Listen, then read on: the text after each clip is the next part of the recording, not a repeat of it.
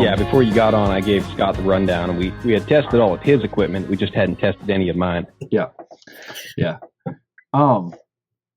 So how far are the horses from the actual prison? Well, it's one big complex. The prison down in Florence is quite old.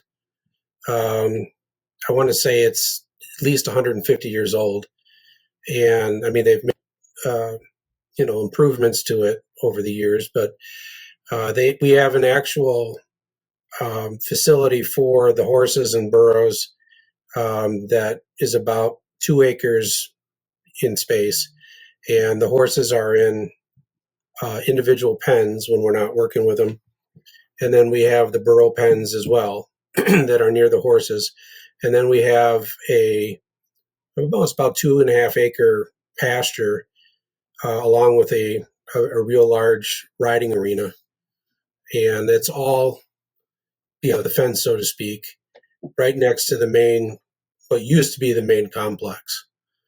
And then just down the road is where the holding facility is, where all the horses and burros come in when they're brought in by the Bureau of Land Management, and they get processed there, get their freeze brands or their vet checks and all their shots and everything. And then they're quarantined for a period of time. And then when I need horses or burros, I go over there and I'll run them through the chutes so I can kind of see the quiet ones or the ones that I think will work best for the program. So we're like only about 1.5 miles from each other, the holding and the training facility. Okay. So I would before we get too deep into it, I think we should state that you work with. So do you work with the Central Arizona Correctional Center there in Florence with their horse program, or what is that program called? Yes. That's it? And Burro Inmate program. Okay. So that's pretty interesting. So could you, I know we're going to get into your background and how you got into horsemanship a lot more in depth, but could you just talk about how you got involved with that program in particular? Because you're the first of a kind that we've had on the podcast when it comes to that. So it's a long story, but I was living in Illinois, and I was actually working horses part-time, and I had been a way to work horses full-time, and basically did a search on Indeed, and the program came up, and they were looking for a horseman, and as they call horse trainer. And so I applied, and they gave me an interview, and I don't think they realized that I was in Illinois. It's because they gave me a date and a time. So I drove down to Arizona and did the interview. They said it was going to be 15 minutes long. That's a long way to go for 15 minutes, but that's how dedicated I was to wanting to do this. And I took my one son, Ty, with me. He was on spring break at the time. And we made a trip out of it. My 15-minute interview turned into about 2 hours. And they kind of told me when I was leaving that they would be contacting me soon. And they did the next day and offered me the position. So that was back in 21. So I've been there almost 3 years. This year it will be 3 years. And I'm married. I have 4 kids. They're all boys. And 2 are in college and 2 are still here at home. But we had a big property in Illinois. My wife is a teacher. I was teaching at the time and working horses whenever I could. And it meant a huge move for the family. We had to sell the house and kind of transplant everybody. My 2 older boys are still in the Midwest going to college, but it was a huge move, big leap of faith, and I'm lucky I've got a very supportive family, very understanding wife. We had to not only move property, but we had to move 7 horses. that we have, and that was a big deal.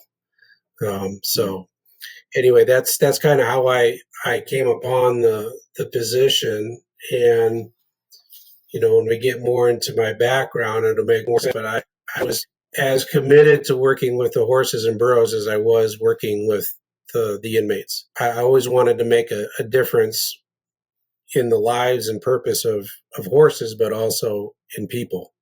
So this opportunity was perfect, right up my alley. So and it worked out, and it's been a great journey so far. So does that make you currently a federal employee, or is this a private contract kind of deal? No, I'm actually a state employee of the state of Arizona, and we have a contract with the Bureau of Land Management, which of course is a federal agency, and they provide the horses and the burros, and then we provide the service of the training and so forth.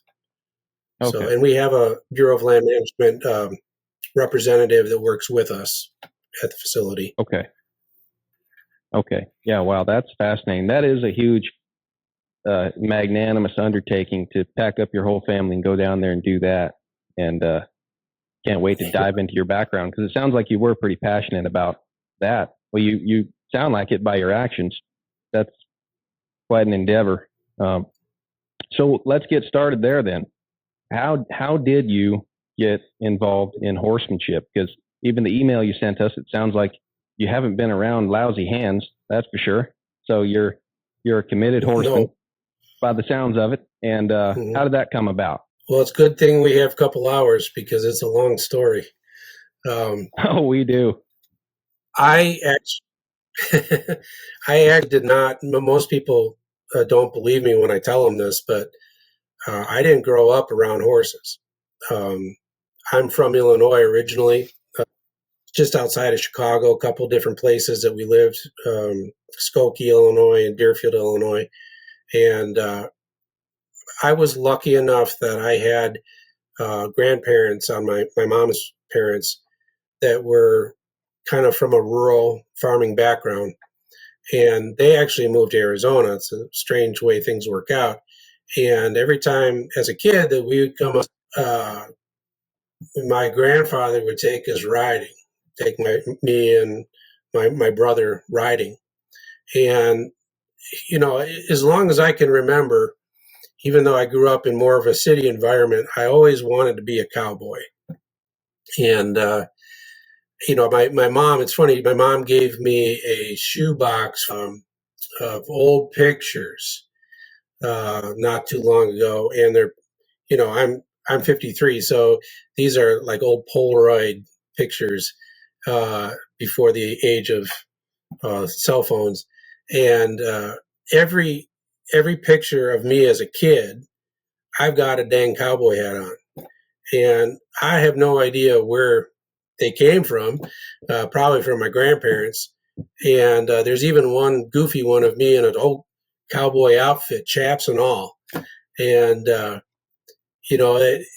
my mom, my dad's passed away, but my mom, she always would say that you always were riding your bike like it was a horse, or whatever you could get on. You were saying this is a horse, and you just always wanted to be a cowboy. And but there wasn't a lot of opportunity for me there in suburban Illinois to do that. So, like most kids, I got involved in a lot of different things. I was involved in sports, and was a pretty decent athlete in high school. I had played baseball and football, and when I went to college, I sort of kind of grew into my body, and I played baseball and football in college, and the baseball started to really materialize for me. And I had various scouts from major league teams that were coming out to watch and were interested in me. I was a catcher, and I thought that was the direction I was going to go. I was really excited about that. In my senior year, just before the season started, I was playing a pickup game of basketball, and you kind of know where this is headed. And blew out my knee, and that ended the baseball career. So at that point, being that I was an English major and a philosophy minor, what do you do with that, right? Well, my dad, he was a pastor in the United Church of Christ for 40 years. And when the baseball, dream ended, I was kind of at a loss what to do. And he suggested I go to seminary because I had some interest in philosophy and theology. So I wound up going to seminary. I guess I kind of needed somebody just to tell me what to do at that point in my life. And it went down the track of becoming a pastor. And the only thing that good that came out of that really was that I met my wife. And I did finish seminary, and I did go into parish ministry. And although there were parts of it that I enjoyed, I was no good at the politics of church. I guess I'm just too brutally honest and don't have much tolerance for people saying one thing and doing another. So, but I hung in there for 10 years and just got to the point where I could no longer do it. There are certain people that are suited for that. And although I was good at certain things, I was just, and mostly because I wasn't following my true path. I wasn't really passionate about doing that. While I was a pastor, we lived in rural areas, and I always had this itch to do something with horses. It never left me, even then. And so we went and we bought a couple of horses, and then we acquired two others that people didn't want anymore. And I had to figure out, okay, now I have these horses. What do I do with them? And I had no reference for horsemanship at that point in my life. And I knew that I didn't want to do things in a kind of a rough way, but I had no understanding of, where to go with that. And at the time, this is in Wisconsin where we were living, at the time, Pat Pirelli came to the area, and didn't know him at all or what he was about, but I was interested. So I went and saw one of his rock clinics, and kind of fell in love with the idea of what he was doing. Now, Pat's a really, he's a good horseman. He's a good trainer. But there was something about what he was doing with the horse from a more of a natural way, so to speak, that I was interested in. So at first I thought that was the route I was going to go. Attended some of the more smaller Pirelli clinics and started getting some tools to use with my own horses. And so can I stop you? Can I stop you for just a minute? It just felt like there was. Yep. I think we have a little delay for one, so sorry about that. But I thought this was important because you said, that might have been the route you were going to go. At this point, you weren't pastoring anymore or working. So what were you doing for a living at that point? And about how old were you? Okay, you cut out a couple of times. Can you hear me? Yeah, you cut out on me too. I can hear you. Okay. Can you guys hear me right now? Yeah, you're coming in and out, Ben. All right, hold on a minute. Now he's just completely frozen on me. Me too. Yeah. No worries, this happens. He's supposed to be moving soon, and that's supposed to come with much better internet, so I'm holding my breath. Where are you guys at? So Ben's currently located in Forsyth, Georgia, which is about an hour southeast of Atlanta. Kind of near Macon, Georgia, if you've ever heard of that. Mm-hmm. And then I'm in Blacksburg, Virginia, which is in Southwest Virginia, like 45 minutes southwest of Roanoke, Virginia, if you've ever seen Roanoke, Virginia on a map. Yep. Okay. There he is. Okay, I'm back. Yeah. Okay. Does that seem any better? I'm on the Wi-Fi now. It seems a lot better. Okay. Yeah. However, I don't like the way it loaded me in. I hate to do this, but I'm going to hang up again and come in one more time. But Okay. it should be good. This is why we're really good at editing now. I couldn't see you before. Okay. Now there's. Can you hear me all right? Oh, are you serious? Hold on. Just don't do anything. So just sit for a minute. Can you talk? Okay, it went away. There you go. Yeah, Scott's screen kind of blinked, and then. All right. Does everything seem kind of caught up? It sounds good the way we are now. Yeah. Can you hear me, Scott? Yeah. All right, cool. This is the saga. I'm getting ready to move. I was just telling Joe before we got started this evening that I'm about to put Starlink on my trailer. And although I'll be traveling on the road, I think the podcast will actually improve because I'll have internet. So yeah, we had to get to about 100 episodes before I got good Wi-Fi. But hey, all good things take time. That's right. So anyway, let me ground this for a second, Ben. So what I heard, because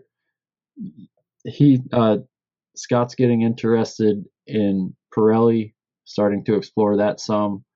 But your question was what was Scott doing for a living at that time? Yeah, because Scott, you mentioned you're looking at Pirelli and this better way of working with horses, and that might be the path.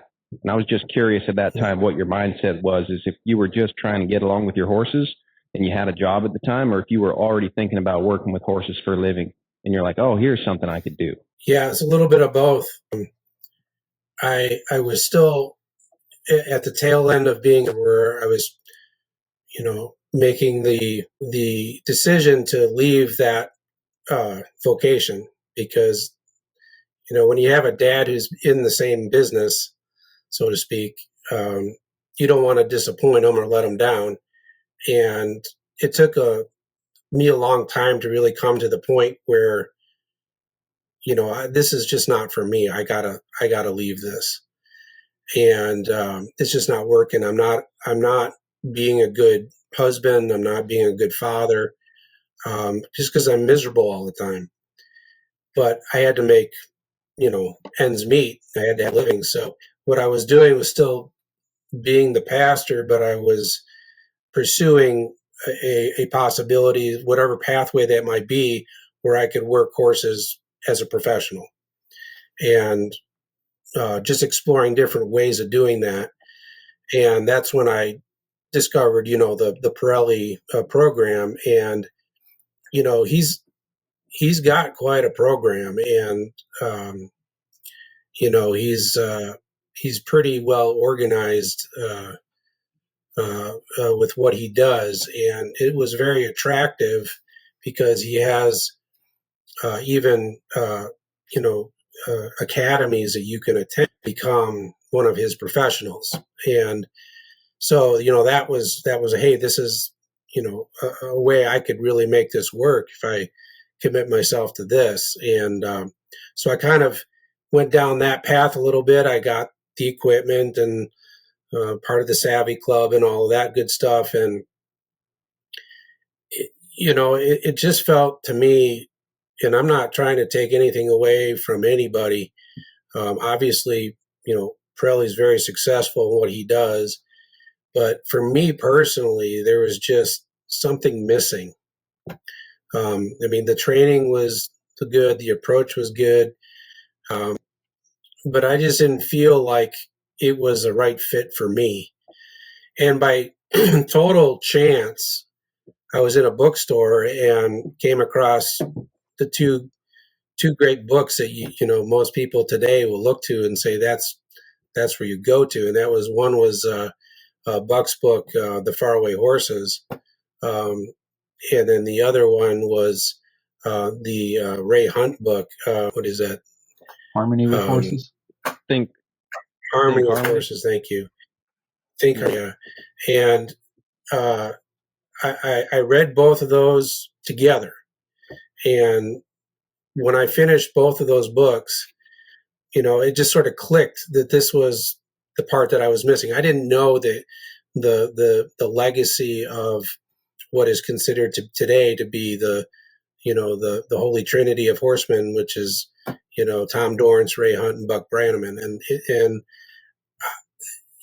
when I sort of kind of got into those books and started looking up videos and things like that, that's what I was missing. It was all about the art, the craft of it. And I liked the fact that, here were humble guys that were just doing what they loved and what their passion was, doing it for the right reasons. And that, I'm not saying that Pat doesn't. That those guys resonated more with me. But then it left a dilemma of, okay, I don't live anywhere near where Buck is. And at the time that I got to know who Ray Hunt was, he had passed away. And so there wasn't much in the way of help for me to even study what Buck was then doing, other than videos and things of that nature. So to be honest with you, what I did was I would watch whatever I could, read whatever I could that Buck was doing, and talk to people that had gone to his clinics. And I just started working with my horses, and the horses wound up being my best teachers. And Buck's videos and things were kind of filling in the gaps for me. And then I had the opportunity to ride with him when he came to the Midwest, which he had been away from the Midwest for many years, I guess. And then he started kind of coming back, and I rode with him in Wisconsin, and that it just blew my mind, and it just it solidified for me that that's the direction I wanted to go. So I just kept studying what he was doing the best I could when he wasn't around, when I couldn't ride with him, couldn't travel all over the country following where he was. Just I have a family and so forth, and like I said, the horses sort of helped me understand what they needed. And the way I kind of got into it as a professional was that neighbors would see me getting along with my horses better than they were getting along with theirs. And several neighbors would ask me for help, whether it was trailer loading or just being able to ride a little better. And then a bunch of the neighbors said, "Hey, you know what? Would you be interested in putting together a little clinic for all the people that live around here that have horses?" And I said, "Well, sure, I'd be happy to do that." And it worked out real good. It was just a one-day deal, and that kind of got me the bug to, this is what I want to do. I want to help people with their horses, and I want to make a difference. And so I just, wherever I could find time to do it, that's what I did.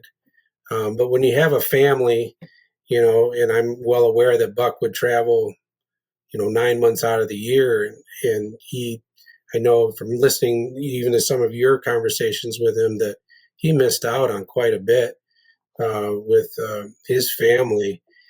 And I have 4 boys, they're all pretty close in age, and I just knew that if I got on the road, so to speak, I was going to miss too much. So I committed to trying to do local clinics and still learning everything I could learn, and do local horse events, and then try to have another job to pay the bills. And so that's kind of where things kind of started for me in the horse world. I did tell Buck once at one of the clinics I was at with him, I said that he should consider himself very fortunate that when he started off, he had Ray Hunt kind of in his backyard. He had the opportunity to learn from Ray kind of one-on-one for many years. And being in the wasteland of horsemanship, as people have called it in the Midwest, there just isn't a lot there. I know that Kip Finland's in Iowa, but where I was living, there was nobody. So it was all trial and error and trying to do the best I could to figure it out, and either through videos or just attending clinics with him. And So that's kind of, how things got started. Yeah. Yeah. Kip Fladlin, I think he's back in Montana now. So you guys, well, those guys in the Midwest are real dry for horsemanship. But there's some others out there. You've got Ricky, I think, right? Joe just went out there not too long ago to ride with some guys. So the Midwest is getting some hands, I think. Well, and Buck's going back there now kind of on a regular basis. I think it's every other year he goes out that way. And so that's helpful. But this is back in 2004, and just wasn't, for somebody who had no reference of where to go, I had no clue until I started investigating it on my own. Mm-hmm. So, was it? Can you hear me? Yep. Can you hear me? Sound good? Okay. So, was that interesting for you? Like, it sounds like you, compared to some people, made a fairly quick transition from like learning into being a teacher for others. Not to say that you weren't qualified, but that can be a hard transition for people. Now, given your background, you were probably already prepared to be like a public speaker and convey your thoughts, right? So you might have taken it a little easier than some. But was that something you struggled with, from like I'm trying to figure this out, to now I've got to not only worry about the horse, but worry about the other people also working with their horses? Yeah. And, I wasn't foolish enough to put on a colt starting clinic at that point. That wasn't in my wheelhouse at that point in time. It was more, everyday stuff that people would struggle with, whether it was catching their horse in the paddock or loading in a trailer, getting basic transitions done without the horse blowing up, putting a bridle on where the head isn't real high and getting that to come down, and basic, I can name it now more than I could then, but getting a soft feel on your horse, that kind of thing. Those are where I kind of started, because that's what I had learned and what I was struggling to figure out on my own with my own horses. And I'm not going to tell you that I was doing everything right, because I'm glad somebody didn't get killed back then. But I just was doing what I knew and what I was learning, and it worked out well, and it just encouraged me to do more, to learn more. And I'm very self-aware that I didn't, I had no business trying to compare myself to other people that were, especially at Buck's level, what have you. But it was more just helping people out with what I could offer. And then it just started to grow from there. But that just pushed me to be more passionate about as I could, and practicing more and more on my own. So yeah, I mean, being a pastor, you are communicating, and then, I didn't even get to this part, but when I left the church, I had to do something else. And what I was qualified to do was be a teacher. So I would do some teaching at local schools, and I wound up working at therapeutic day schools with kids that were wards of the state and things of that nature. And they couldn't handle their regular ed environment, so they were in a special school. And that actually helped me connect another dot, which was that the horses could be helpful to the people. And the way that happened was that when I was teaching at one of those schools, they had a lot of property. It was kind of a farmland area. And the principal knew that I had horses, and I was doing some training on my own. And he invited me to bring the horses to the school and do like a little demo. And, I was working with kids at that point that were sexually abused, that were emotionally abused, kids that had gone through terrible, terrible environments. And to see them make a connection with the horses in a therapeutic way, that sort of, the light bulb started to go on for me that, maybe my path in horsemanship is to try to bridge the gap between horses and people in a therapeutic kind of setting. So that sort of became my new direction, if you will, and kind of my niche, because that's where I came from in the ministry and also the teaching. So, and that also led obviously to the prison ministry or prison program. Prison ministry. Yeah, I mean, it is kind of a ministry. But that's interesting that was your path, because some people seem to get into working with horses because they're trying to get away from working with people. And they see that, I've always thought horses are somewhat of a representation of God's nature, and what he really wishes we could be like without all the problems, right? You don't have horses, don't have hate and envy and lust and all that stuff. And so a lot of people are drawn to that. But it's interesting that you found that connection. It's almost like you didn't find being a pastor to fit you, but you went out and found a tool that would help you better connect with people. What was kind of like Joe was saying, like coming into that teaching position early on when you were still learning yourself, did you run into situations where you had, like, let's say you do a little clinic and it goes well, and you do another little clinic and then someone asks you a question that you don't know yet? At that point in time, without the internet and stuff like that, I mean, now you could go on and watch the Buck channel and get it figured out. But if you had a question that you hadn't quite learned yet, how did you deal with that? Because that's kind of an interesting spot to be in, where sometimes people come to a clinic and they don't really know where their teacher is at, but as the teacher, you know where you're at, and then you have to figure out how you're gonna pass that information down. And what's interesting is, as a pastor, you're not the Word of God, you're preaching the Word of God, so you don't have to know everything, but you have the Bible in front of you.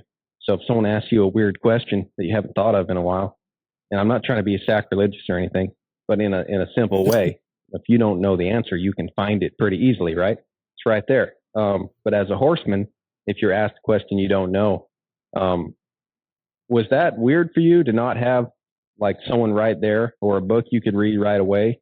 You'd have to wait till you rode with Buck next, or try to go find it? Yeah, it was not only weird, it was really challenging. And like I said, I was very self-aware that, I'm not going to, if somebody asked me a question that I didn't have the answer to, I did this in the ministry and as well as teaching. I had to be honest, and so that the answer to that, let me get back to you. I mentioned in one of the texts that when we were going back and forth that everybody in the horse community knows me not as Scot, but as Indy. And to drive this point home, I'll just tell you how I got that nickname, because I earned it. A lady that had come to a little, and when I say clinics, I'm talking about 5 or 6 people that were just from the local area, that, there was no advertising that, hey, I'm doing a clinic. It was just word of mouth that you guys want to learn a little bit of what I'm learning, come to my ranch and I'll show you what I know. So when I say clinics early on, it was more like that. But there was an older lady that came to one of those little gatherings, and she had acquired a wild horse.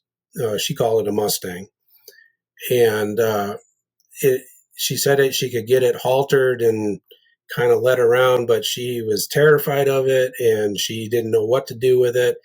And she said, "Can you come out and take a look and work a little bit with it?" And I was a younger man then, and said, "Oh, sure, I can do that. I can come out there."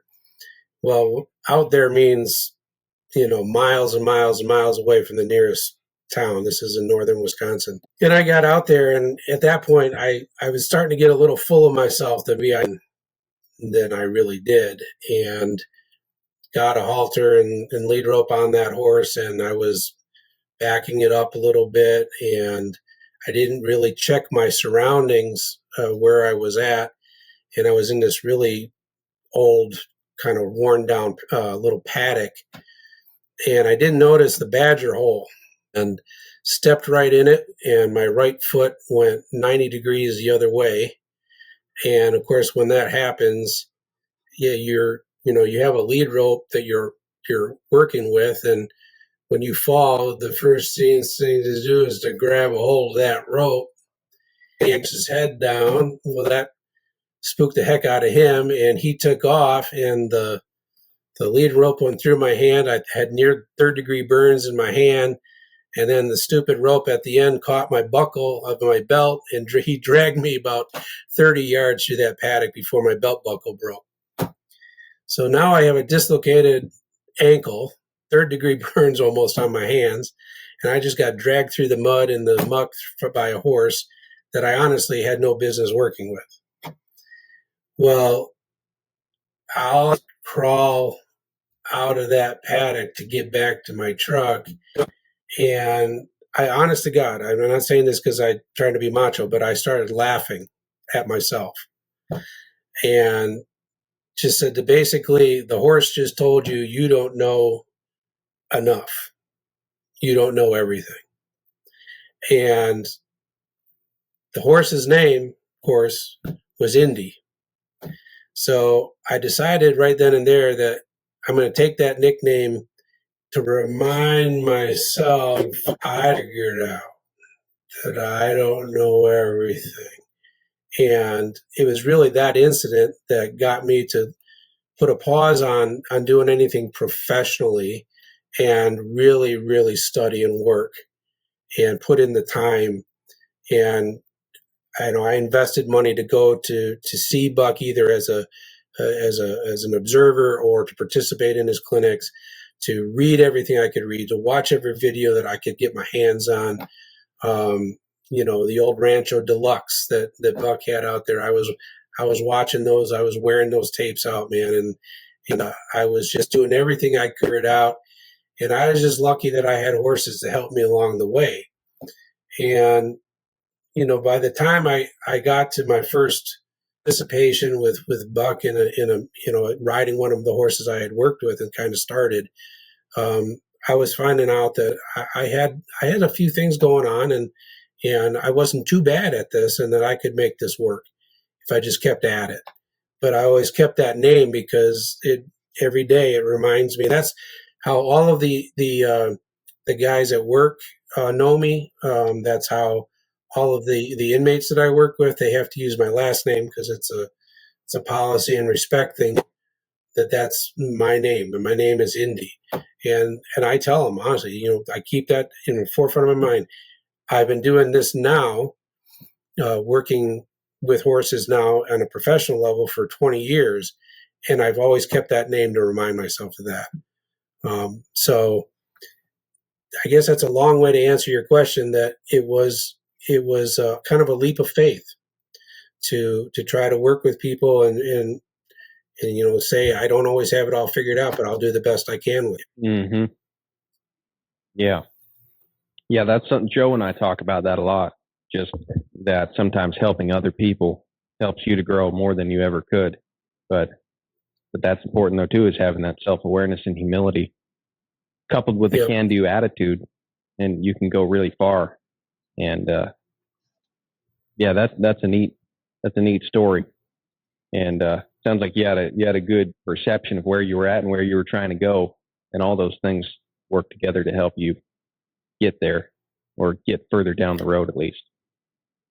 Yeah, I've heard, I think it was Buck or maybe it was Ray, say that you learn more on the difficult horses than you ever do on the not so difficult ones. And I've been blessed to have a lot of difficult horses that I've worked with, and some of them have kicked my rear end, and some of them have become really soft and gentle and blessings. And each one has taught me something, not just about the horse, but about me. And that's what I talk to the guys all the time, at work, is that, these are guys that have made a lot of mistakes in their lives, and they've gone through a lot of poor choices. and a lot of them can be really jaded about life and sometimes even aggressive. And look, you can try to be that way, but when you're standing next to a 1,000-pound plus animal that's just been caught from the wild, you're not that's not going to work for you. And you're going to have to look at yourself and change who you are to be able to be successful. And I tell them that this is coming from experience. I think if you're in the business long enough, you're going to be coming away limping and have some creaks and some aches and pains, and those are just scars to remind you of the mistakes that you made, but the lessons that you learned doing it. And believe me, I walk a little funny because I've had several horses teach me things that I wouldn't have learned otherwise. So I don't know if I fully answered your question, but it's there at some point in life you have to take a chance. You have to, if it's your passion, you're going to learn everything you can learn, but at some point you just got to go out and do it. And I know people that are at the same place with their horse today that they were 10 years ago, and it's primarily because they never got out of their comfort zone. And I never proclaimed to be superstar trainer. I'm just somebody that has a passion for working with horses and a passion for what they offer you and what kind of person they can help you become. And I'm still learning every day. And I've just been lucky that I've been around good people to help me. Lucky enough that I have discovered someone like Buck and tried my best to emulate him and do what he does as best I can. And then at some point you just got to do it. You got to try. And I think there's a lot to be learned for that. That's kind of what's brought me to where I am today. Mm-hmm. Yeah, that's one of my favorite sayings, that a skilled mariner isn't made on calm seas. And I had that recently. My wife and I are getting ready to move. We were talking to somebody about something in particular, and they said, "Oh man, you're going to leave such and such." And I just looked at him and I said that, and they're like, "Oh yeah." And they're from a family, they've been in one place for 35 years, and I have a different background, so it's easy for me to do the opposite, which is just pack up and move. But I think there's something to that for sure. So I got another question for you, because we have a lot of listeners that are at this transitional stage that you're talking about when you first got started and you're trying to figure out how to make a living at this. So I find these questions interesting for myself, but I'm sure the listeners would love to hear as well. How long did you work a couple of side jobs, and what were they, as you were trying to get your horse business kind of off the ground to where you could do that full time? Well, I'll just put it to you this way. I was a pastor, a long-term substitute teacher, then a certified teacher. I worked in a metal shop as a heat treat operator. I worked at a little store called Farm and Fleet to help make ends meet. In the Midwest, people know Farm and Fleet. I've done every job that you can think of just to make ends meet. When you have a family of 6, 4 boys, and you're married, you just scrape and scratch. And let's face it, horses are expensive, and the price of hay doesn't typically go down. So you have to really be committed to doing whatever it takes just to make ends meet. So I guess you could say I've gone through 2 different careers, and 2 other side jobs just to follow this passion. And the prison program was the first time that I had the opportunity to be able to work full time with horses. I started out in 2004, and it was 2021 when I got my first full-time horse job. So That's quite a while. And believe me when I get that there were many times when you have to ask yourself, is this worth it? Is who's we got bills to pay and a mortgage to pay, college. When I first started this journey, my eldest son was only 4 years old, and there were other ones coming down the pike that I didn't even know we were going to have yet, and it's you have to be. It's like anything else. You have to be 100% dedicated. Otherwise, and you have to be in for the long haul. Otherwise, it's not going to work. Mm-hmm. The horse industry is difficult in my experience. It's fickle. There you meet some very interesting people along the way, and it's kind of cliquey. And there are people that think they have it all figured out, and they really don't. And you have to be able to understand that if you're going to make a living working with horses, you got to find your niche and you got to find what you're really good at. And then you have to be doggone dedicated to it. I think we live in a world right now, and I apologize if I'm going on and on. I feel like we live in a world today where everything's instantaneous. I want to get this fixed, or I want to do this, or I want to do that. And people have very little staying power on things anymore. And I don't really know that, especially some young people, how much you really have to work to be good at something. I know Buck says all the time, how much do you do the flag with the horse to get them so where they won't even flinch? 1,000 times. And people, I don't know that people are really understand how much work it takes to be good at anything.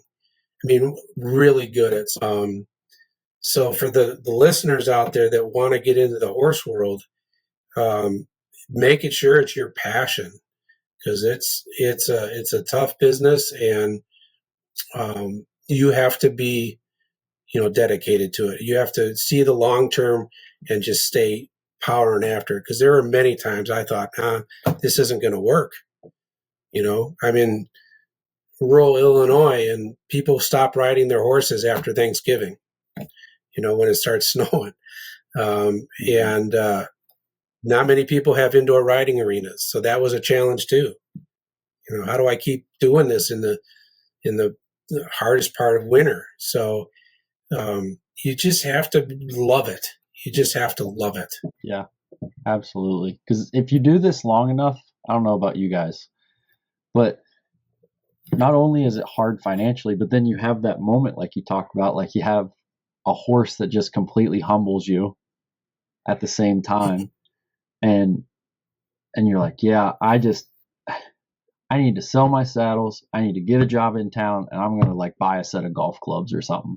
And just like, I need to, it can feel like everything in the universe is telling you that this is not your deal. There's just like so much friction against you. But, like you said, you've got way more experience in terms of sticking with it and going than either Ben or I do. But I do agree with you that if you can kind of stick the course and not really give in to needing to have that instant gratification, it does, like, it smooths out, everything. Yeah. If you spend the time, things will self-correct and things will get better. But that's really easy to say when you're sitting here at a table with a microphone, not when like a horse is dragging you through badger holes and stuff like that. Your ankles twisted. Yeah. I'm not a Bible thumper. Even though I was a pastor, that's not who I am. I very rarely, even at the prison, even go into any, Christianity or spiritual stuff. But I will tell you that one of the things that, and maybe some of the listeners will resonate with this, is that there is the story of Jacob wrestling with the angel, wrestling with God. That story, if you're not familiar with it, Jacob spends his entire life running from his brother, who he swindled out of his birthright. And his brother is bigger and stronger and badder than him, and he's got an army, and he's chasing after Jacob, as many people know the story. And there comes a point where Jacob can't run anymore. And he's surrounded by his brother's army, and he's up on a mountain, and he even sends his wife and kids and family down to maybe they won't hurt them, and he stays up on the mountain all night. And God comes to him and wrestles with him all night long. And at some point, Jacob realizes that it's God that he's wrestling with. And for the first time in Jacob's life, he doesn't let go. And God even says, if the sun comes up and you see me, you will die. And Jacob says, I won't let you go until you bless me. And God even breaks Jacob's hip to get him to let go, and Jacob doesn't let go. And God then in the story blesses him with the name Israel, which means one who has striven with God and who has prevailed. And so he walks down the mountain limping, but forever changed, never blessed.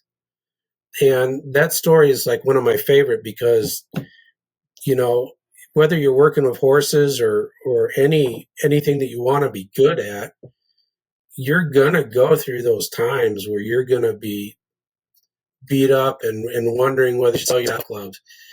And it really comes down to how much do you want to hold on? How much do you really want this?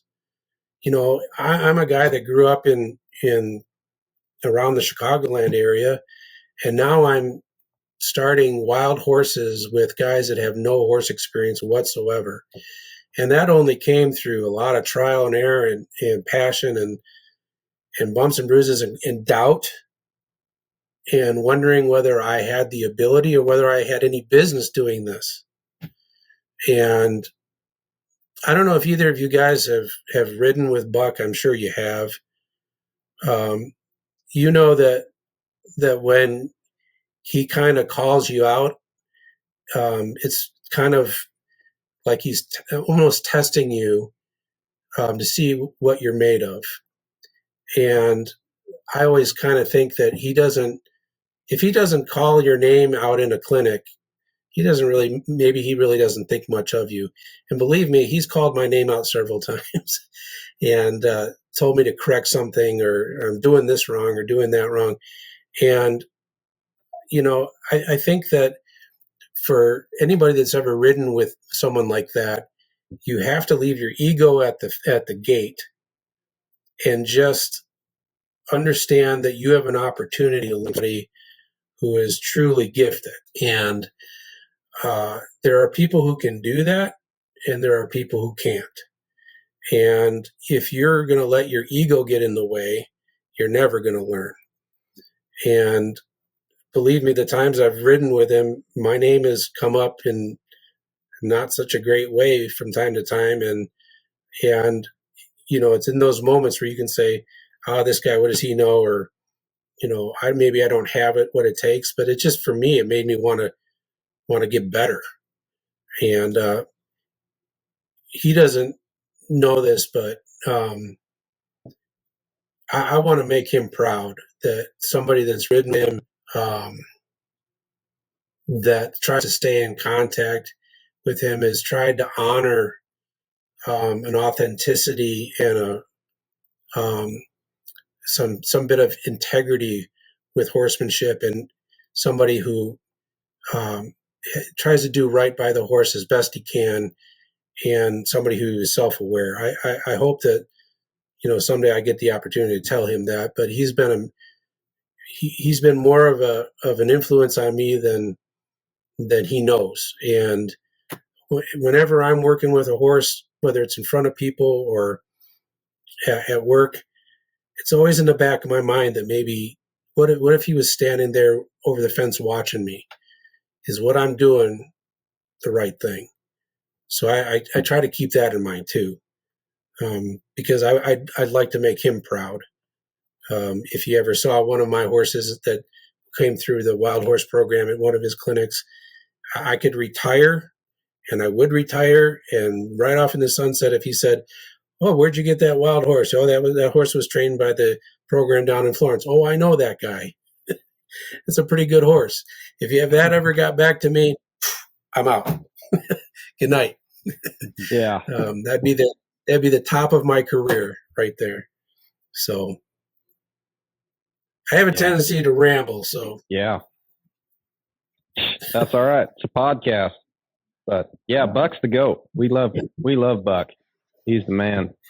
Joe, unless you have more questions about this part of the podcast, this might be a good segue to move on to talking about the Florence Wild Horse and Burro program down there. Yeah, well, one more question I had kind of on your background, because we talked about, the adjustment on teaching people. Was there another adjustment or kind of different angle you had to take when you finally got to using horses in a more therapeutic stance? Like, did it change your perspective or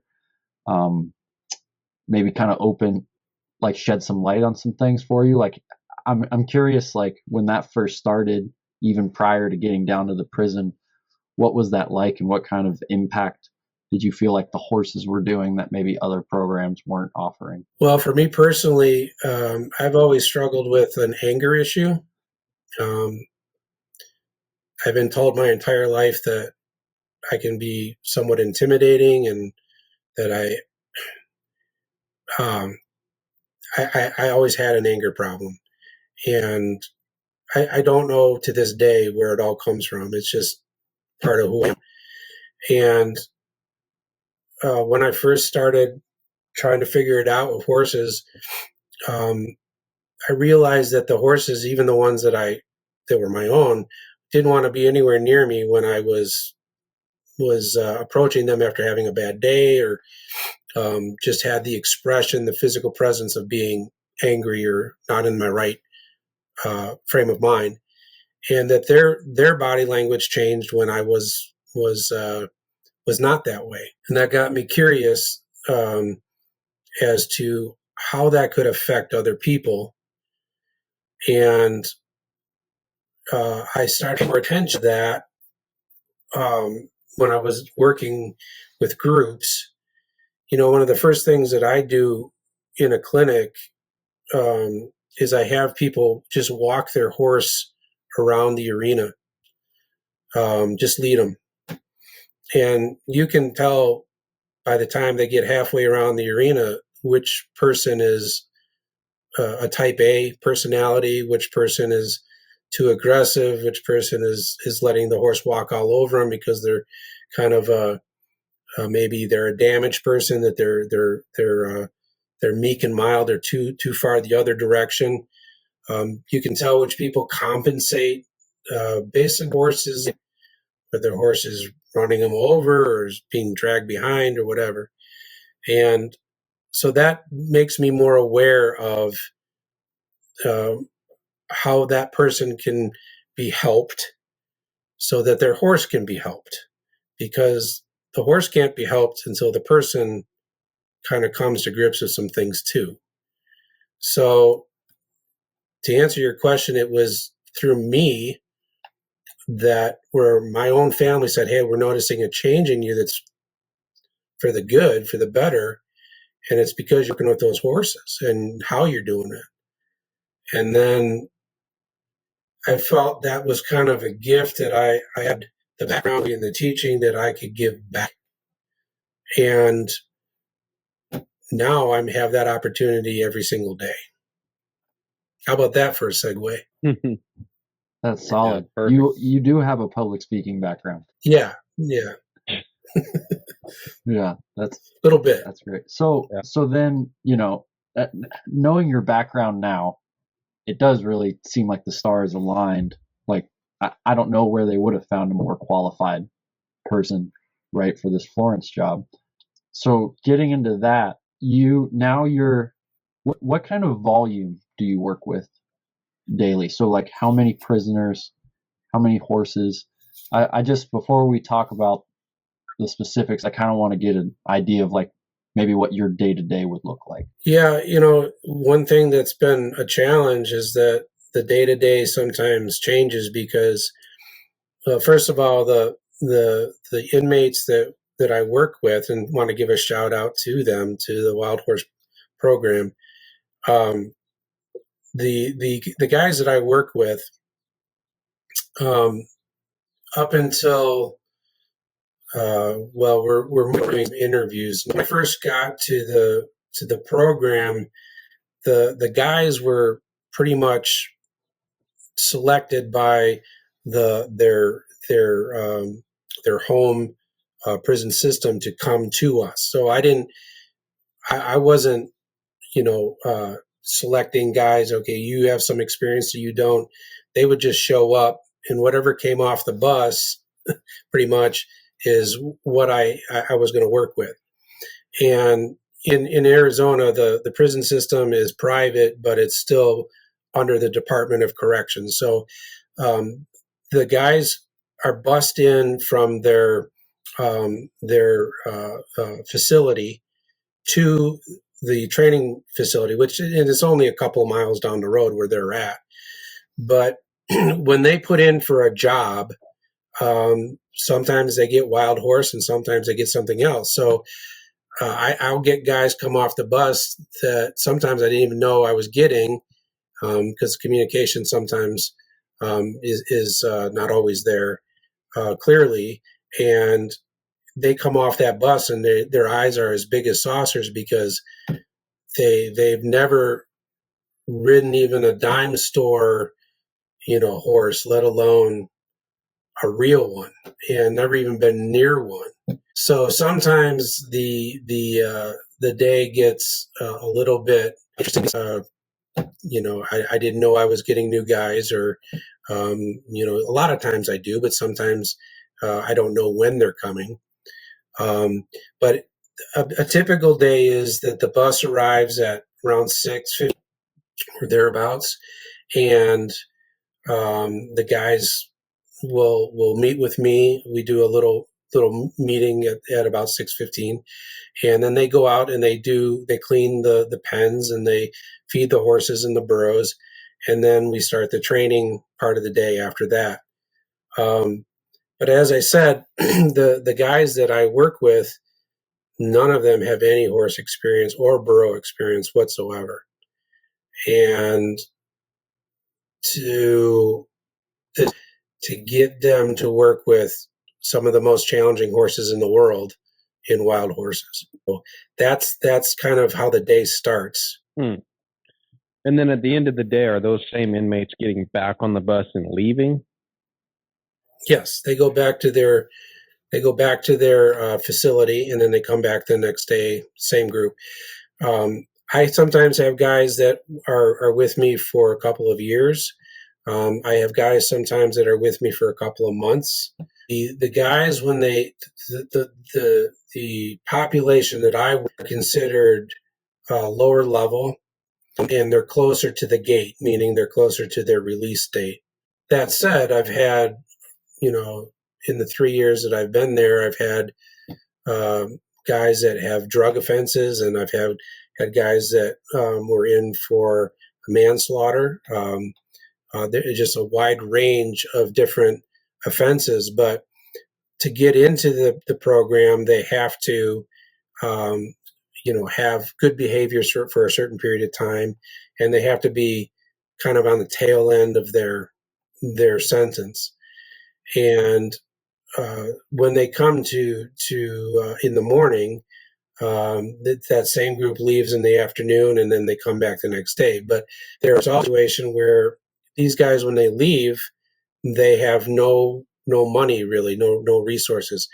They do get paid in the Wild Horse program, but it's not, it's not the same amount that they would get paid working for what we call a retention job, which is a company that actually hires inmate labor, and they teach them a skill, and Our new director is really working hard to get certification for these guys. So when they do leave, they have some accreditation to be able to get a good paying job and be a productive member of society. So some of the other jobs they get an opportunity for, and even though they may not want to leave the wild horse program, to consider the fact that they have to have a nest egg when they do leave. So they have a good start. So sometimes I get guys for a couple of years, sometimes it's a matter of months. And it takes a good 6 months really to get a guy prepared enough to be able to work with an untouched wild horse. So you're guaranteed at least a little bit of time with each inmate. Because I was getting the idea that if they're coming in on the bus, maybe you have a guy come just for the day and then go back and you don't see him again. But you have them for at least a couple of months, the shortest amount of time. Okay. Yeah, that would be good. Because that could be really hectic if you just had like a field trip of guys coming out every day. Right. No. And then you're starting over from scratch continually. Yeah. Okay. That makes sense. Yeah, I know Nevada has been moving towards a lot of programs for inmates, including like HVAC training and welding, culinary arts, all kinds of things like that. Is Arizona doing like things at that extent? Yes. That's cool. That's great. Actually, the part of the Department of Corrections that I actually work for is called ACI, which is Arizona Correctional Industries. So it's a wing of the Department of Corrections. So we actually, right near the horse program, there's the yard, there's the garage that works on all the vehicles for the Department of Corrections for the Florence prison. There's even a sewing department and fabrication, furniture making, things like that. So wild horse is part of that, and we're just a little different. The product that we're putting out is not an object; it's a living thing. So, ideally, and let me just kind of share with you about how I go about getting these guys ready to work with a horse. So, when we get horses in, they're literally their only experience with has been their capture and then their processing at holding. So when they come to us, they don't have really any solid reference for what a human being is in a positive way, so to speak.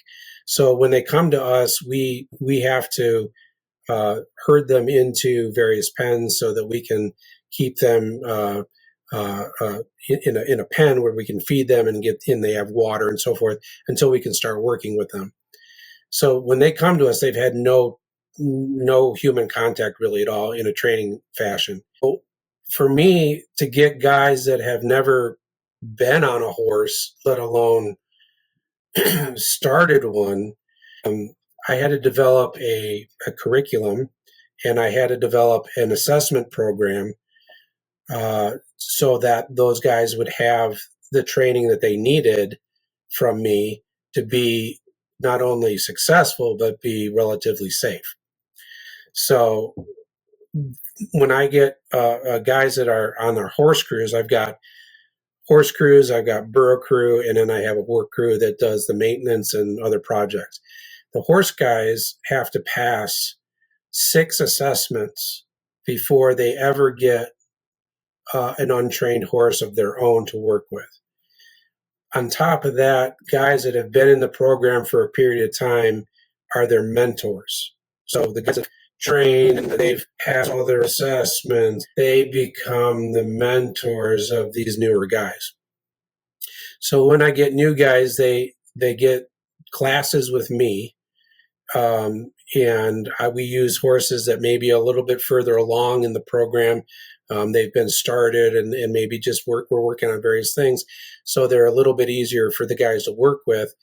I demonstrate for them what they need to do, what the steps are, the groundwork steps and all that, getting a horse ready to even accept a saddle and then eventually be ridden. And then after I do the class with them, then they go off with their mentors and they spend the rest of the day with their mentors while I move around the facility to help them one-on-one. The burro guys is pretty quite many assessments that they have to pass before they work with untrained burros, but they do still have to go through an assessment program.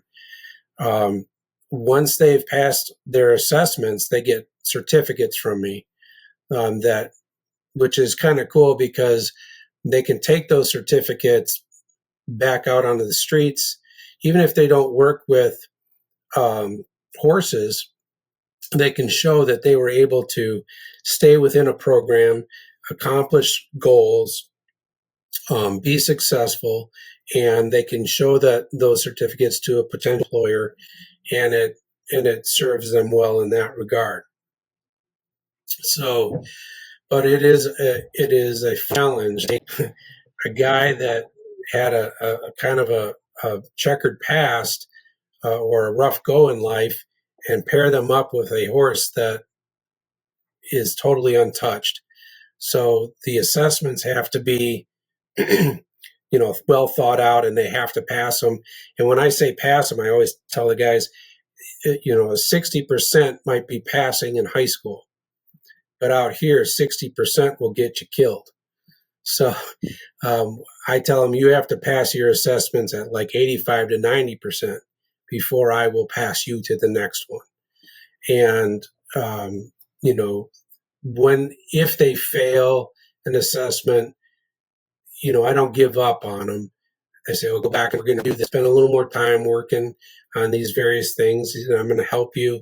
And then you're going to do it again and try that assessment again. But there's groundwork assessments. There's 3 of those. And then there's 3 riding assessments. And all of those assessments are done on horses that are a little further along before they can get an untrained one or untouched one. Could you paint for us a little picture of what that assessment looks like? So Sure. we kind of have an idea what these guys are doing? Sure. So like for the very first one, first of all, the curriculum lays out that I've written for them is the step-by-step that you do basic groundwork to get a horse ready to be introduced to a saddle and then eventually ridden. So in the first assessment, for example, they would have to demonstrate for me hooking on. They have to demonstrate leading out, haltering the horse properly, doing the knot properly. They would have to then lead the horse out on the end of a lead rope, and we do use flags. We actually use the line of equipment that Buck uses. We got that from Double Diamond Halter Company. That's what we go through, and so we have them demonstrate that they can lead out, changing of directions properly, where they're always moving their feet and so forth. Be able to back the horse up in 2 different ways. I call it indirect, where you're shaking the lead rope this way, asking them to back up, and then direct underneath the chin. They have to be able to then bring the horse to the fence and demonstrate saddling. This is a horse that's already been ridden many times, so that they have been taught and they can demonstrate that they can properly saddle a horse and also properly bridle a horse with the head down and so forth. Everything basically that I've learned in my years, and especially from Buck, in doing that properly. So that's just the first assessment. Once they pass that, then the next one is a ride. At the time with me, I started one of the wild horses when I first got there so that the guys could kind of see how I do it, because prior to me coming, they had many different trainers, and some weren't there very long, and some did it more the old cowboy way, and some did it a little more the natural way, or not quite where I come from. But so they had kind of a mixed mash of ideas on how to work with these horses, and at one point they had no trainer at all, really, because we had hit COVID and there was a lot going on there. So prior to me coming, they really had kind of a cornucopia of ideas, and some of them were good, and some of them, I wanted to do culture. So I started a wild horse of my own that came off a load and showed them how I would do it, and gave her the first ride there, and she turned out so good I wound up buying her, and she is there with me and works with me as my staff horse. So I'll demonstrate on her the things that they need to do for their second assessment, which is a riding one. And it's basic stuff, asking the horse to move off of pressure, to move off to a walk, trot, and lope. We do a lot of teardrops, figure eights, serpentines, things like that. That's just the basic first two that they then have to demonstrate. Side passing, things like that. And then it gets progressively more involved and more difficult. Their final exam, it takes them a good 20 minutes to get through it. And we all go out to watch their final one. Everybody, including the work crew. And I want that pressure on them, but I also want them to be supported. And the guys are really cool. They cheer for their guys, even if they're not a horse guy. They're cheering them on, hoping they do well.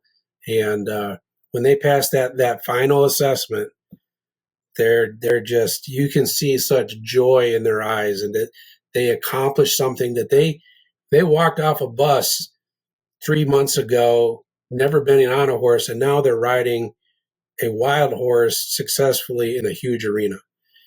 And that's, to me, is what takes the cake for what I do. Mm. That's awesome. Wow. Yeah, that's something you can really be proud of. So if I could ask you a little about you now in getting this position. Early on in the episode, you said that you had gone down there for a 15-minute interview, and it turned into a 2-hour interview. That made me think, when you're auditioning for that job, where you're the head guy working with inmates in prison, and you're working with horses, and I know you said the guys are closer to the gate, but you're obviously still inside of security and all that. What type of questions are they asking you, and what type of qualifications do they want you to have? And was there anything that kind of surprised you in that interview that you didn't expect to have? Well, the guy that interviewed me, he had been kind of the guy that started the whole program at the beginning, and he does his own horse training. He was their trainer for a while, and then he kind of had to leave that and be more involved in more of the clerical part of it. The questions he asked were, like one trainer to another, like, what style of horsemanship do you value? Who are the guys that, or the ladies that you admire in the horse world? Yeah, he was trying to gauge, my knowledge and where my horsemanship stems from. He offered me the opportunity kind of to discuss a little bit of, like, if I had a horse that had a problem. I think one of the questions was, if I had a horse that had a problem, it's kind of bucking, going from a trot to a lope, what might be your opinion on what could be done? What's going on? How would you help that situation? And my answer was that usually a horse will start to buck from a trot to a lope if it's not on the proper lead, and if you're asking in a way that the horse doesn't quite understand. So I answered it in a way that I guess made sense to him. So that was like a professional question. Some of the other questions were, how comfortable would I be being surrounded and outnumbered by inmates? And because I am, I've got 12 inmates there, and there's me and my security guy, and that's it. So we're always going to be outnumbered. And one of the way I answered that was that when I was working in the therapeutic school, and we had gang members and high school kids that were, kind of violent, that the best way to manage a dangerous situation like that was to develop relationships. I developed a relationship with the the young person, and I knew, okay, this kid's coming in here all upset because he just came from math class and he hates math. It's not going to do me much good to just give him an assignment right away. I might have to get him moving around a little bit, might have to move his feet a little bit to get him to think. Send him down to the office to get something for me, and walking down the hallway or go get a drink of water. So developing relationships with them in a way that is professional but still relational, that they know that I care, is going to keep me comfortable and successful in that environment. So those were kind of some of the questions that was asked. But when the 15-minute interview turned into a longer interview, because the guy that was interviewing me had a lot of similarities to the horsemanship I came from, and we were just kind of bouncing ideas off of each other and talking about some past experiences. We just it went long more because of that than anything. Yeah. And so now the way things sit, do you have a counselor or somebody that you can send these guys to if they're having trouble, or are you that guy? Well, I'm that guy, at the facility, but they do have access to social workers and counselors and so forth. But to be honest with you, what's really their therapy are the animals. These guys spend the majority of their time in some pretty challenging situations, and for them to get the opportunity to come out, be outside, to be around an animal, in particularly the horse, that doesn't care what they've done or who they are, the color of their skin, the religion that they have or follow. All they care about is how peaceful they're going to make the situation for the horse. So that's what the horse cares about. How are you going to make me feel safe and peaceful? Or are you going to offer me a safe place to be? And there's no judgment there. And so most of those guys have never had that kind of a relationship, whether it be a human being or anything else. And it also teaches them responsibility, because once they get the bug, once they connect with a horse or a burro, particularly when they hook on for the first time, and that horse is following them, and they can kind of feel that draw. You guys know what I'm talking about, when that horse is there and you can feel that draw. They've never experienced that with a human being, let alone an animal. And I've seen grown men start to cry in that moment, because for many of them, they never thought that was possible. And then I know they're hooked.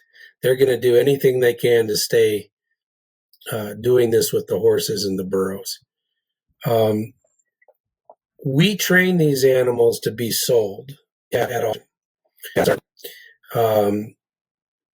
We are in partnership with the Bureau of Land Management. So when they schedule sales, I'll get asked, how many horses do you have that are ready to go before the public that are trained? How many burros and so forth. With the burros, we train them to carry a pack saddle, to be ridden if they're big enough, to also pull a cart, to drive a cart. So we do that with the burros, and we bring the burro, a certain amount of burros and a certain amount of horses are trained, and we demonstrate them what they can do for the public. And when I say demonstrate them, it's the guy doing it. Okay, I'm there. I do a little demo on my horse, and then we'll bring in, if we start with horses, we'll bring in one horse at a time, and that guy gets to demonstrate everything that horse feet, to pick them out, how quiet they are to mount, all that good stuff. And then when they stop, then I offer the people the opportunity to ask questions. And darn it, if half the questions aren't just about the horse, but how has this program helped you as an individual? And it is really cool to see, because the people treat the guys as human beings and as valued. Pretty cool. When someone buys the horse or the burro, I have the inmate trainer load that horse or burro into the person's trailer, and for the last time, and say goodbye. And I can't tell you how many times I've seen, 6'4", 270-pound guys break down in tears, saying goodbye to, a horse or a burro that they started from nothing and is now riding all three gates, over obstacles, over bridges, side passing to a gate, opening and closing a gate from the side pass, doing teardrops and rollbacks and spins. They put that much effort into that horse, and then they get to say goodbye, but they know that horse has a new purpose. That is what makes my job so fulfilling. Wow. Yeah, that's pretty incredible. So I have a question about the horses then, because I think you've done a very good job illustrating the impact that this program has for the humans involved in it. These horses, when you're getting new horses, you mentioned earlier that you select them. Like, where are you pulling from, and what does that selection process look like for you? So, first of all, the horses will come from different horse management areas that the BLM manages. So we get a lot of horses, believe it or not, from Wyoming. We get a lot of horses from Nevada, Utah, and when they come into the holding facility where they get, as I mentioned before, their shots and so forth and processed. When I need more horses, because we've sold a certain number, I will go over to the holding area, and my supervisor who runs the holding will get, and he has inmates there that work with him. We'll move the horses through the chutes and the squeezes where they come in initially to get their shots. And what I'm looking for are, I realize that these are wild horses, that they're going to, be in a tight spot. They're being flagged to go into a squeeze. They're going to be a little nervous. But what I'm looking for is horses that come in fairly soft, and when they come into the squeeze and we open the door, does the horse allow me to at least get my hand up there on his neck? And I'm just kind of judging it based on how soft I think the horse is in that moment of stress. And I think that there would be a horse that would be doable for us to working with guys that are learning themselves. So that's kind of the basic. I don't choose on color. I don't choose on size necessarily.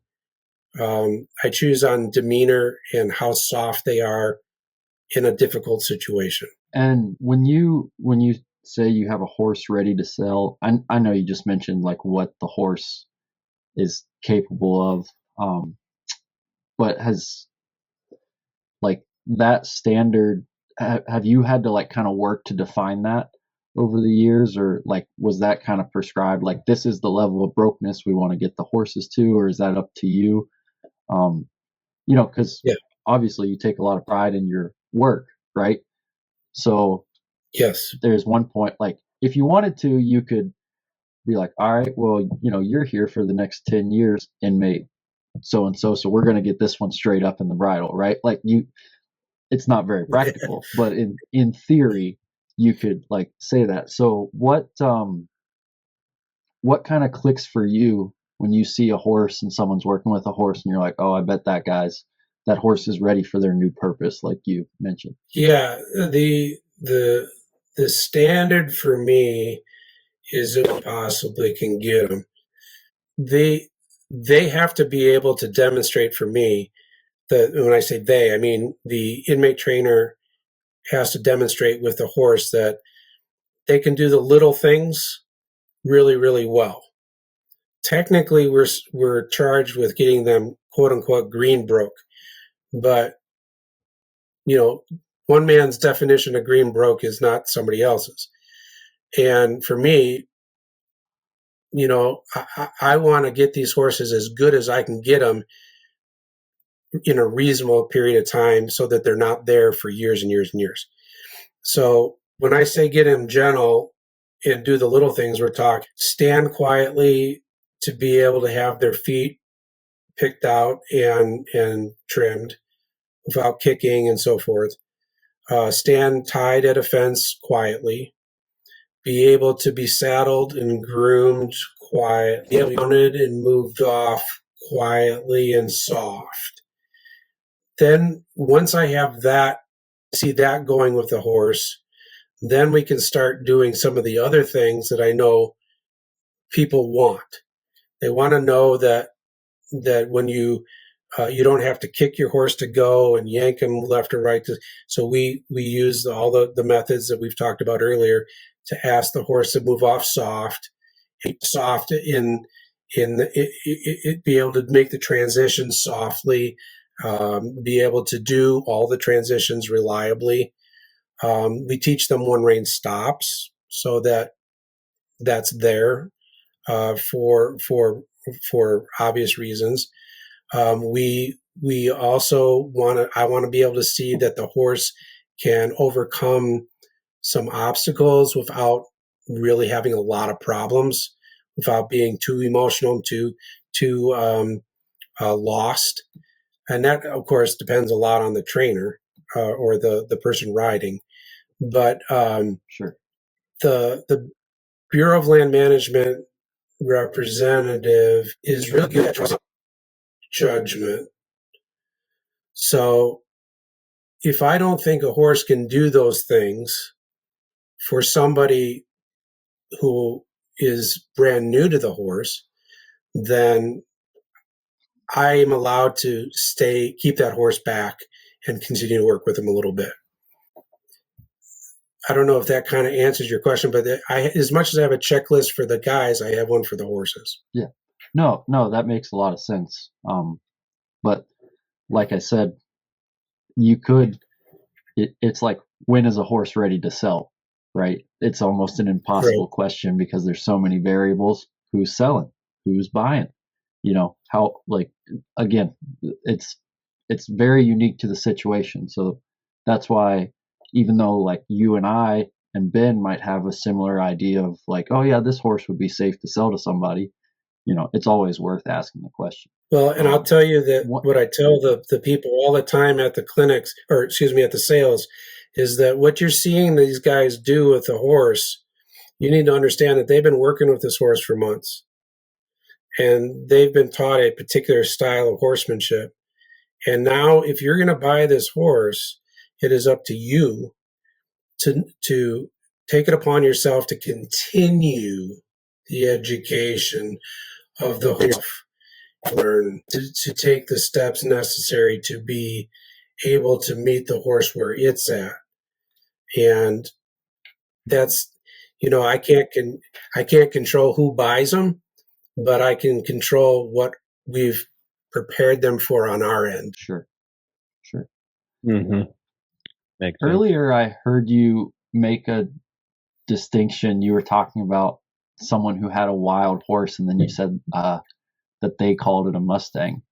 Do you have different definitions between wild horses and Mustangs? Yeah, when most people refer to Mustangs, I think they're Staños that were brought here by the Spanish, and that bloodline, that horse really doesn't exist much anymore. There are pockets, I guess, in the country where some of them, that bloodline can be still kind of traced back to the early Spanish. But what people identify as Mustangs are more what we would consider wild or feral horses. The horses that we have, that the Bureau of Land Management gathers, they're a mix of various breeds. I've got a little Arab in it, cross with maybe a little Morgan. I've got horses that are definite, have quarter horse background, and maybe some standard bred. We just, I mean, the horse that I started, that I wound up buying, the vet seems to think that she's kind of a dapple gray color, that she's got Appaloosa in her. The only way we could know for sure is if we took blood samples or hair samples and sent them in to be tested. But the wild horses that are out there are really just that, wild. They're feral. So the interesting thing is, every once in a while, we will get a horse that has Spanish blood. And we can tell that because they have like the tiger stripes around the legs, and they've got the dun stripe down the back. We just sold one of those horses that is definite. And when he was ridden for the first time, and we do the riding, for the first ride is always in the halter and lead rope. And even in that first ride, after he settled in, he bowed his head. He collected his head just like he was, a Spanish horse that you see on television, or, that the buck is ridden before. And then he's got the tiger. So we have some of that, but a lot of it is just pure mix. I will say this. That makes sense. I have yet to find a wild horse that can't do anything that a domestic horse can do. Mm-hmm. Yeah, I had one of those horses. I had a Tiger Mustang from the Tiger Mountain Range in Oregon. And Okay. he was cool like that. He was a little troubled, but he did the same thing. He carried himself with that self-carriage. And for a goofy little Mustang, he had a lot of potential. I ended up selling him as a snap-a-bit horse, but he was a lot of fun and very different. And people were way into that when I sold him, because I learned a lot from selling him about the herds and the bloodlines and stuff like that. But cool horse. He had the tiger stripes on his legs and all that. He kind of looked like Spirit from the old cartoon. Oh, yeah. Which I think that was supposed to be like a Tiger Mustang, but I don't know. Whoever was in the drawing room that day, they may not have known that much about horses anyway. But Scott, I think one of my final questions for you is, how has your family adapted to living in Arizona? Well, they love the winters a heck of a lot more. Yeah. Not having to, my boys have always been the ones that do the chores. I mean, I do, but we've just been that kind of family, from the time they were small till they're, even when the guys come home from school, from college, they're feeding horses and cleaning out pens too. So they appreciate the fact that they don't have to traipse through knee-deep snow to put hay out or haul water when it's frozen, So that's the good thing. The other part of it is that, to be honest with you, my whole family has said the biggest adjustment is that Dad is happy. That Dad has finally found his place to be, and it's every day is a learning. I don't come home from work frustrated and kind of depressed because I'm not doing what I think I was put on this earth to do. So that's been the big adjustment there. Yeah, I guess that would make a big difference. Yeah. Thank you. And my final thing on that is that it gets hot here. Yes, it gets hot, but we start early enough that we don't we don't work the horses too long, and when it gets to the real hot temperatures. But I'm that a little bit better. I noticed when I went back to visit some family in Illinois, heck, I was cold, and it wasn't even that cold there. So my blood must have thinned. Yeah. Yeah, good deal. Well, Scott, I really appreciate you taking the time to share all this. You reached out to us yourself, and then we had a couple other people kind of reach out and recommend you as well. So yeah, it's been really kind of a privilege to hear your story, and I tend to agree with you from the last hour and a half or so. It sounds like you're exactly where you're supposed to be. And listening to you talk, the level of peace it's brought you is kind of evident. So that's great. And, you're making a big impact for the lives of people, and hopefully these horses and burros too. But yeah, we really appreciate it, man. Thank you for taking the time to talk to us. Well, it's been a joy, and probably didn't say everything I wanted to say. Maybe I said too much, but I just I enjoyed speaking with you guys, and it's a privilege to do this, and I just am doing the best I can. Yeah. Well, there's no rule that says you thank can't you. come on again. So. Well, I'd love to come back on again, and things are going, and yeah, anytime, just let me know. Yeah, well, you bet. I don't know if you've listened to it, but we've had whole episodes dedicated to the whole Mustang situation, so we could go down that rabbit hole, and you'd probably be the guy to talk to about that.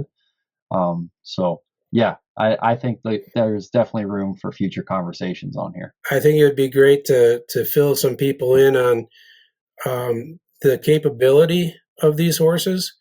One thing that maybe this is a conversation for another time, but when I was in Illinois, heck, there were horses. People were giving horses away. There's so many horses in the marketplace. People would get them, and they couldn't take care of them anymore. They went over their heads, and there were so many horses that needed a place to go. And it seems like you see on TV every day that a horse rescue has gone under, and these horses have to be confiscated. Well, here we've got horses, wild horses that we don't need to breed. They don't have papers, but dang, they are good horses, and they can do, like I said, I haven't found anything that they can't do. And I would love to encourage people to look at that as an opportunity. It's not only a part of our past, but these horses can be amazing animals. And what I've seen them do is something, I'd love to come back on and talk to you more about, and some of the methods that we use and so forth. Well, yeah, that'd be great. Let's cap it with this then. If anyone's listening and they are interested in getting a horse from your program or finding out more about your program, where should they look y'all up? Mm-hmm. So the Bureau of Land Management, or BLM, has a website, and on the website, it'll show all of the various programs that they have, and they also advertise on the federal website where when they're going to do events and sales and so forth. And then there's also the Facebook page for the wild horse program, I believe, that is put together by the prison system, so they can try to find that on Facebook. People can reach out to me personally. I have no problem with that. I'd be happy to fill people in when we're doing sales and talk to them more about horses and what we got going on. So those are the kind of the resources that I would suggest. Okay. Sounds good. All right. Well, we're going to wrap it up there. Alrighty. Again, thanks for talking to us. We're going to stop recording, but don't hang up yet. Okay.